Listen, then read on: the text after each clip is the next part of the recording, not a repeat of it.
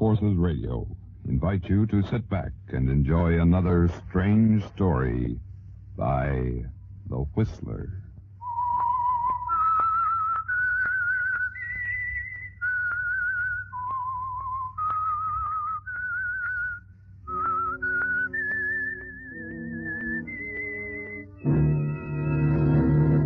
I am the Whistler, and I know many things, for I walk by night. I know many strange tales hidden in the hearts of men and women who have stepped into the shadows. Yes, I know the nameless terrors of which they dare not speak. And now, The Whistler's strange story, The Prosecutor.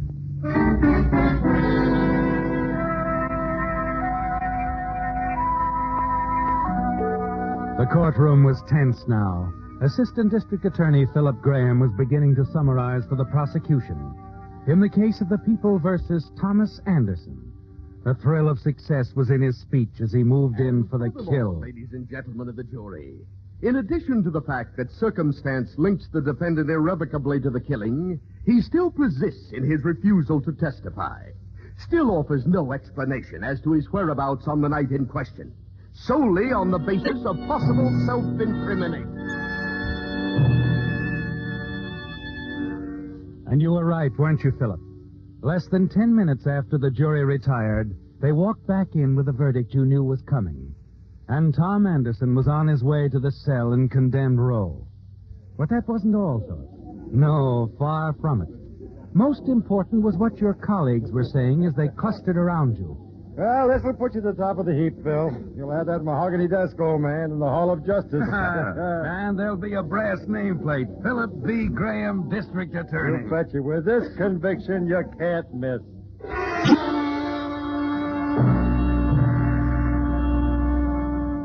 And they were right, weren't they, Philip? The voters made it official 2 weeks later.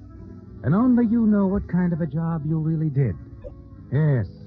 It isn't easy to convict a man when you know in your heart that he's completely innocent.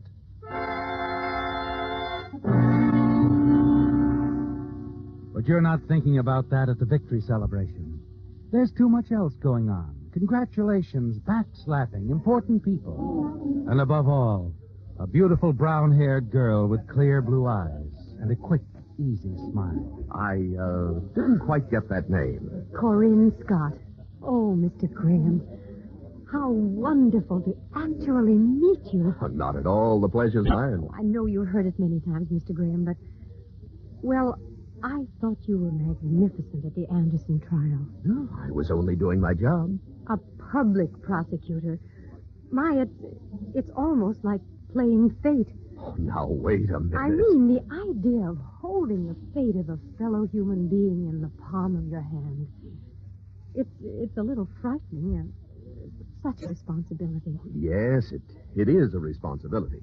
Of course, we make pretty certain of our facts before we step into a courtroom and start making accusations. Of course you do. Old American custom, you know, a man is innocent until proven guilty. But just think, Mr. Graham, in this case, the jury was about to let that killer go free.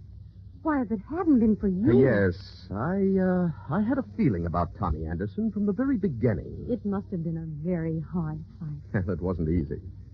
Of course, if a man knows what he's doing and... And where he's going. What do you mean? Well, I guess I admire ambitious men, Mr. Graham. I admire them very much. Thank you, Miss Scott. I probably shouldn't say this, Oh, but... please do.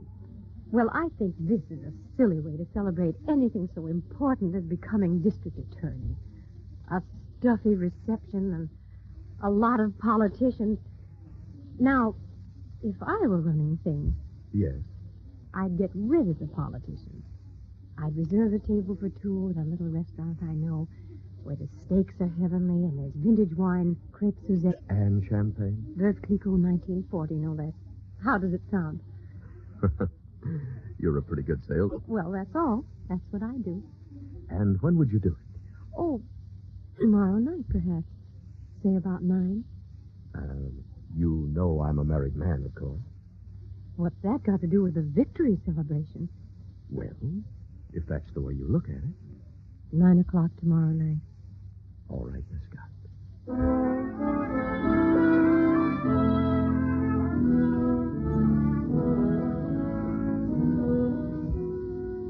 Well, Philip, you know it's a foolish thing to do.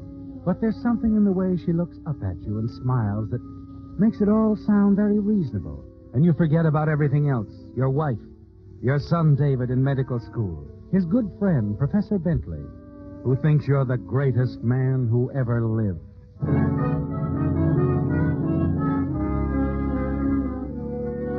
At 8:15 the following night, you're standing before the mirror in your bedroom, adjusting your tie.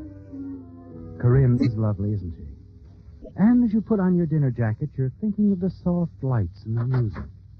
Oh, there you are, Dad. Here he is, Professor. Almost gave you up, Dad. Thought you weren't coming. Hello, son. Got the culprit at last. I told you he wouldn't walk out on us, Dave. Hurry up, Dad. We're a half hour late as it is. Well, what do you mean we're late? Say, what's the idea of the dinner jackets, Mr. Graham? Yeah, there's nothing formal about Wait a this. minute. What's this all about? Huh? You going somewhere? Are we going somewhere? Dad, you didn't forget. Oh, forget what? Tonight, you promised you'd go. Promised I'd go where? Don't you remember? The faculty's having a father and son night. Professor Bentley's in charge. Good Lord, I did forget. Oh, I know, Mr. Graham. You're a busy man. Dad, you've never forgotten before. You've come with us every year now. I'm awfully sorry, son. Professor, I just can't make it. What is it? Where are you going? Well, it's a committee dinner, son. Very important. I simply can't get out of it. But, Dad... I said I can't get out of it. Let it go at that, will you? All right, Dad. I'm sorry.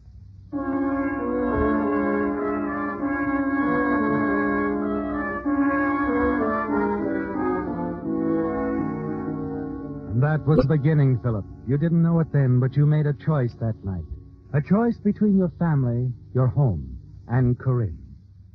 And as you and Corinne continued to meet secretly during the weeks that followed, it began to worry you. Not your family, of course. It was your position, your reputation. Oh, Philip, I think it's wonderful. All you've accomplished. Corinne, there's something I You think... don't have to say it, love. I know what you're thinking. Do you? You're wondering when I'm going to tell you I want out. When I'm going to tire of loving a man I can never be seen Corinne, dear, with. Isn't that it? Frankly, yes. Please don't think about it anymore. I don't want to break up your home. I never will, darling. Because it would hurt the very thing I admire you for most of all. Your career. That's all.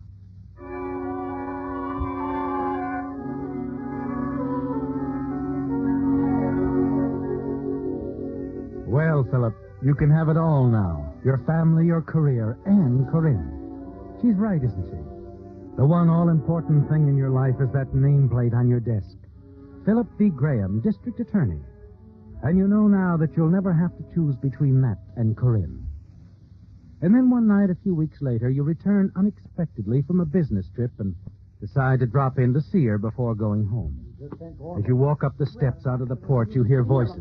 Disturbing voices. That is just the way I feel about it. You can't tell me everything's over between us. It's got to be over. I can't turn my love off just like that. As you grab the handle of the front door, a rage wells up inside you, gripping your stomach, rising in your throat and bursting in your brain like a shell. Open this door! Corinne! Corinne! Philip, why did you come here? Never mind that. Who are you talking to? Philip, be quiet. Don't lie to me. Where is he? Philip. Tell me I heard someone in here. Where's he hiding? Oh, please, Philip. Get out of my way! You step past her. The closet door is partly open. And as you walk toward it, Corinne steps to the light switch, and the room goes dark. Turn on that light. Oh, here you are. I knew it. As you struggle with him in the darkness, you realize he's too powerful for you. He forces you back against the table. Your hand lights on a heavy metal bookend. In a blind rage, you swing it high.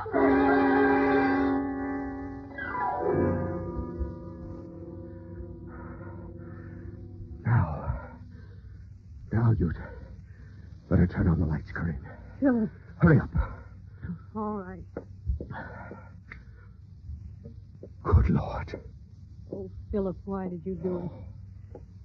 He didn't mean anything to me. Nothing at all. He came here because he found out about us. He wanted me to stay away from you. I'll get some water quickly. It's no use. He's dead, Philip. Oh, no. You've killed Professor Bentley, your son's best friend.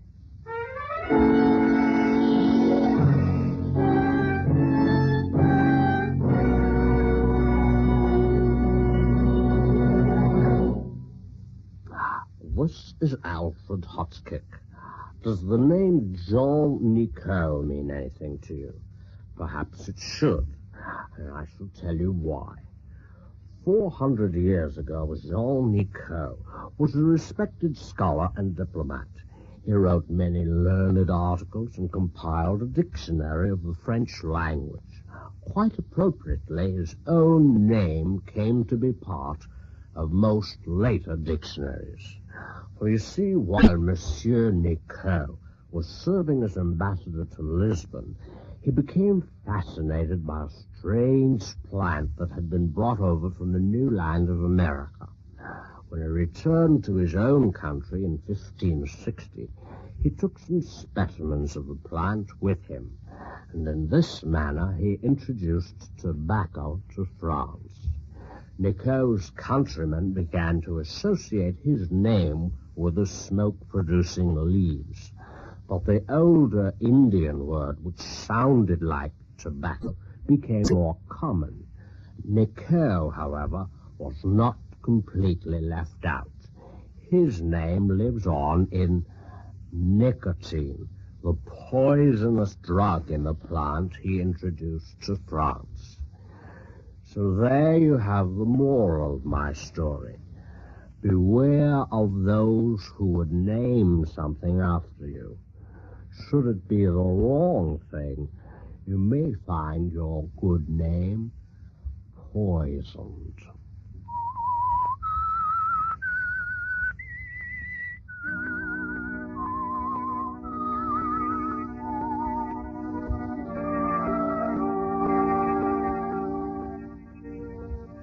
Well, Philip, you never expected anything like this. This couldn't be happening to you. It's all so horrible, so fantastic. For weeks now, your association with Corinne Scott has seemed so completely wonderful. Now, with the suddenness of the jealous rage that spurred your wild action there in the dark room, a beautiful dream has turned into a nightmare. And Professor Bentley, gentle, friendly Professor Bentley, your son David's friend, lies dead at your feet. As you stand there, stunned, looking down at what you've done, you're vaguely aware that Corinne has come forward and picked up the heavy bookend you used. You sink down into a chair as she moves about, straightening things up, scarcely looking at you. Slowly, you lower your hands from your face and look up at her. Corinne, what are we going to do? You've killed him, Philip. You've killed an innocent man who did nothing more than come here to ask me to stay away from Oh, you. I know that. As soon as the light went on and I saw who it was, I knew why he was here. Oh, Corinne, Professor Bentley was such a good friend to my son, to me. What am I going to say? How can I explain? You wouldn't have to explain if you could get him out of here, Philip. What? If he were found somewhere else, maybe miles from here. Corinne, would you help me do that? Yes, Philip, I would. I never knew anyone could be so devoted. So much in love with a person. I'm not doing it because I love you, Philip. What? Because I don't. I never have. Corinne, what are you talking about? I loathe you, Philip. I despise you and everything you've ever stood for. Have you lost your mind? Oh, the man of stone is crumbling. What's the matter, Philip? You're shaking. Shaking like a man in the death house. You're scared and bewildered, just like Tommy Anderson up there in the state penitentiary. Anderson? Tommy Anderson? What do you know about him? I know that he was innocent, Philip. And so do you. I know that you put him where he is in condemned row because it made you district attorney. I don't know what you're saying. And I don't see what it has to do with It has this. everything to do with this, Philip. Everything in the world. Because that's what Tommy Anderson means to me. What? I knew you'd be surprised. You see, Philip, you're not the prosecutor on the case anymore. I am. You mean you planned this? You got the professor No, here? not the professor. I had nothing to do with his coming here. I simply intended to involve you in a scandal, Philip. Or rather, a threatened scandal. And Then I was going to give you a choice. A choice of being ruined through disgrace. or of telling the truth about Tommy Anderson. Right? Exactly. Now you have two alternatives, Philip. You can either free Tommy or stand trial for murder. But it's impossible. I can't go back on what I've said about Anderson, not without... Not without admitting you produced false evidence against him. I'd be thrown out of office in 24 hours. Is that worse than the gas chamber? Is that the choice you're giving me, Corinne? That's it, Philip. You haven't long to make up your mind. The neighbors should be coming home any minute now. They might get curious if they saw a body being Don't carried talk out. about it. I'll do what you say, Corinne. Where's Professor Bentley's car? He said he parked in the next block. He didn't want to be seen. I'll go get it. I'll go with you. You don't have to. I'll come back. I'm sure you'll come back. Because, you see, while I straightened up around here, I hid that bookend. The one with your fingerprints all over it. Not missing a bit, are you? I can't afford to. Tommy Anderson's life depends on it. Shall we go?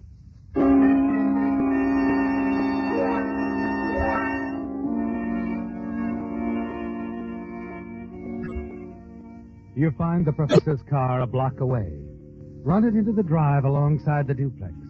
Corinne helps you carry the professor's body out of the house to the car, warns you to call her soon, and returns to the apartment. In the next half hour, you live your life over, don't you, Philip?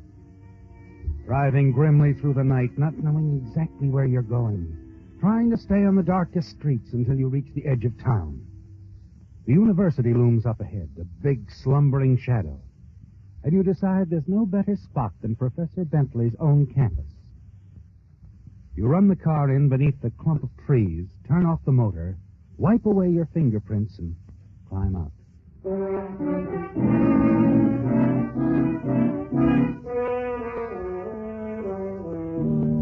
Some distance from the campus, you swing onto a trolley car and get off 20 minutes later and walk the few blocks to your home.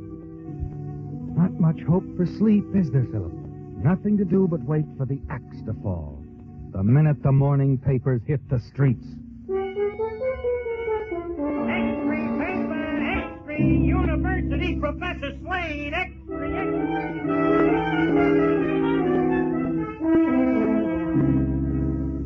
Police offer the theory that the killing might be a gangland reprisal against District Attorney Philip Graham, whose home the slain professor often visited.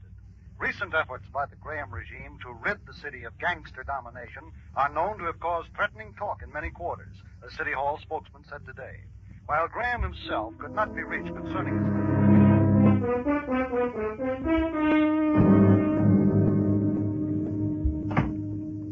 Hello, Phil. Hello, Matt. Anything new? Wish there was. The boys have been on it 48 hours now without arrest. You're not giving up, are you? You know me better than that. The day I give up, I'll resign as police commissioner. They know what the professor meant to you and your boy, Phil. We'll get the guy who did it if it takes us 20 years. Oh, just a second. Yeah. There's a Miss Scott calling, Mr. Graham. Wait a minute. I told her you were busy. She says it's quite important. All right, put her on. Hello, Philip?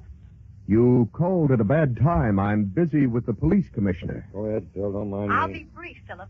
I've waited 2 days now. That's all I intend to wait. I want a signed statement about Tommy. Look, I'll have to see you first. I told you I'm not going to wait any longer. It had better be tonight. All right, tonight. 9 o'clock? Make it 10. All right, 10. And I wouldn't be late if I were you. Oh, no, of course. Goodbye. Appointments, favors, business as usual. What do they think I am, anyway? Tough on you, I know, Phil. Well, I better get back and see if the boys did anything with the one lead we've got. What's that? A girl? A girl? We think the professor had a date with a girl that night. Some dame who was paid to lure him into the trap. You mean on the campus? Nah, he wasn't killed on the campus. We knew that from the first. He was probably murdered in the girl's apartment. Oh. I see. We're checking every move he made that night. We'll find her, if she's alive. What do you mean by that? Well, she's a pretty important girl. To both our side and theirs. I wouldn't be surprised to find her in the river one of these mornings. I'll see you later, Phil.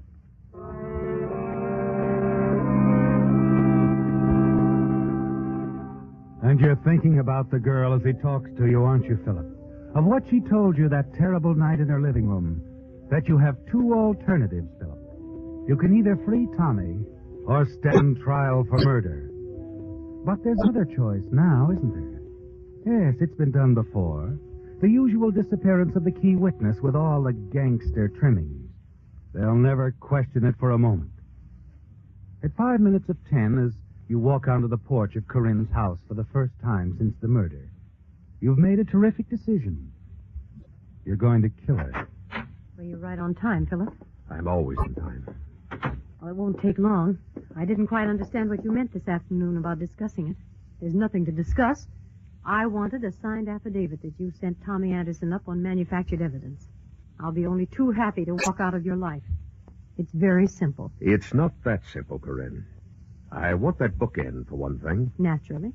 What about your signed statement? Here you are. I wrote it at the office this afternoon. It's all there. Certainly is. What about the bookend? Just a minute. I'm enjoying this. You know, Philip, I'd never believe you could be so free. Where is it? It's there on the table in plain sight. You didn't hide it. Not that one. I hid the mate to it, Philip, very conveniently, just in case you decided to steal it. In a drawer under a pile of papers where I knew you'd find it. You could never tell them apart without a microscope, of course. Fingerprints are hard to see. Philip? You... Wait a minute. You can't get away with...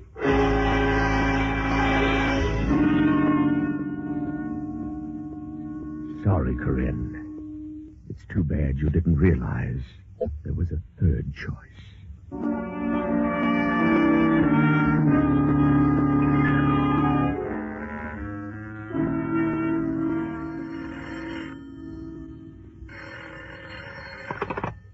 Graham speaking.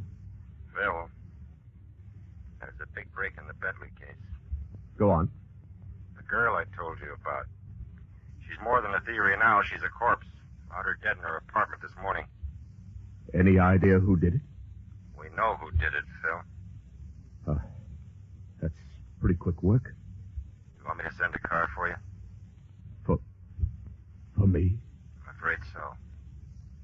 Where are you? Her apartment. We've got the suspect here with us. Oh, you have him there? That's right. Oh, sure, Matt. Send a car. I'll be right over.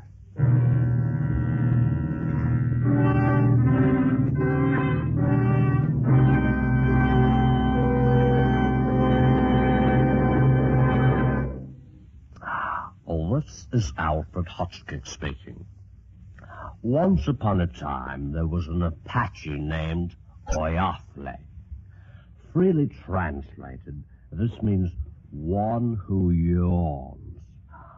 Obviously, this was not a proper name for a warrior who wished to strike terror in his opponents. So Oyafle, perhaps after consulting an early-day version of an actor's agent, selected a name which he felt was more appropriate. Soon, he was the terror of the Southwest. Throughout the area, people trembled with fear when they heard the name Geronimo. Years later, of course, Oyafle's nom de guerre came into different use. American parachutists added it to the English language when they cried Geronimo as they leaped from their planes. The exact meaning of their cry is a bit obscure. Old Geronimo, by the way, did not die in battle. He retired to reservation life in order to work on his memoirs and join the Dutch Reformed Church.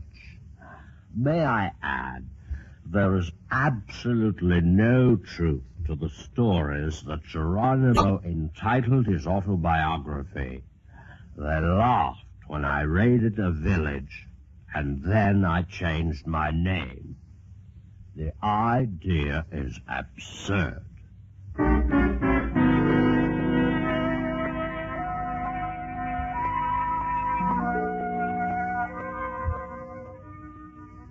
Well, Philip, it was a terrible moment, wasn't it?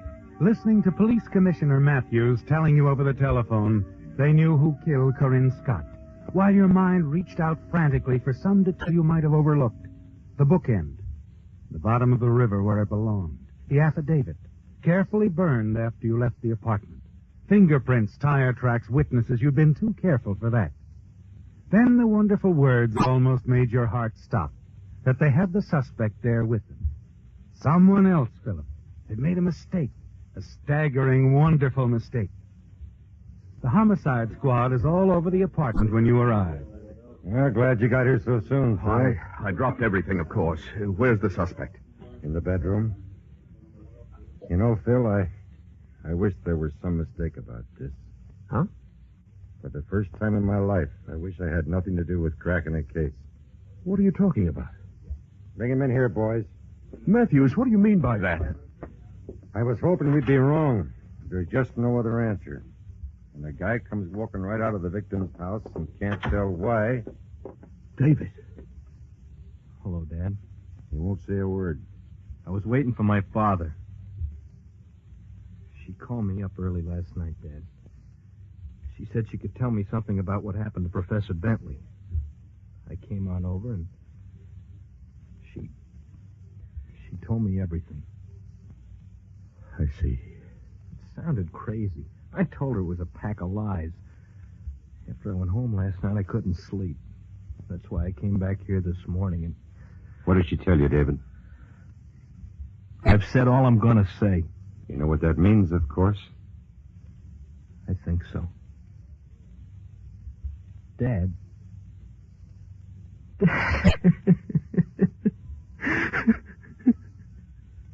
Matt. Yeah, Phil?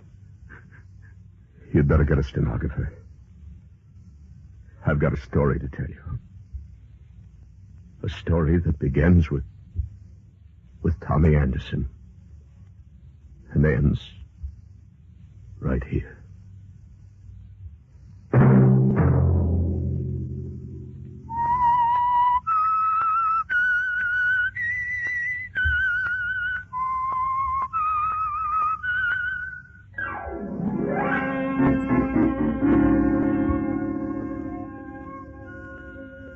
Featured in tonight's story were Bill Foreman as the Whistler, Frank Nelson, Jeanette Nolan, Bill Stratton Jr., Hal Gerard, and Herbert Litton. The Whistler was directed by George W. Allen, with story by Joel Malone, music by Wilbur Hatch, and was transmitted overseas by the Armed Forces Radio Service.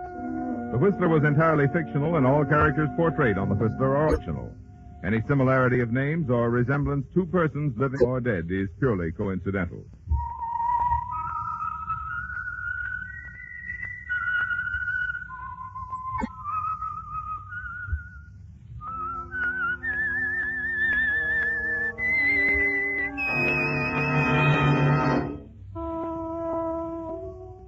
Tune in again next week at the same time for The Whistler.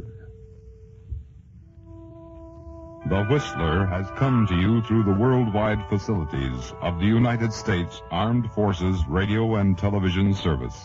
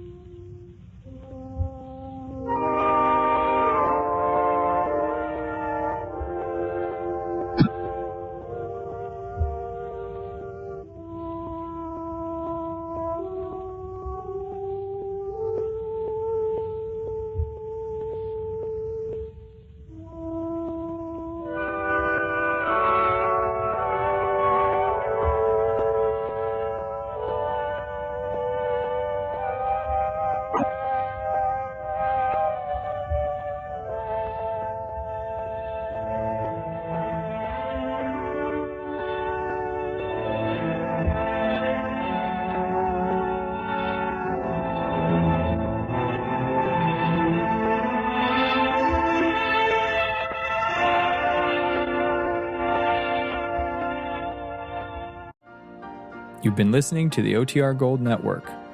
Find more classic radio at otrgold.com.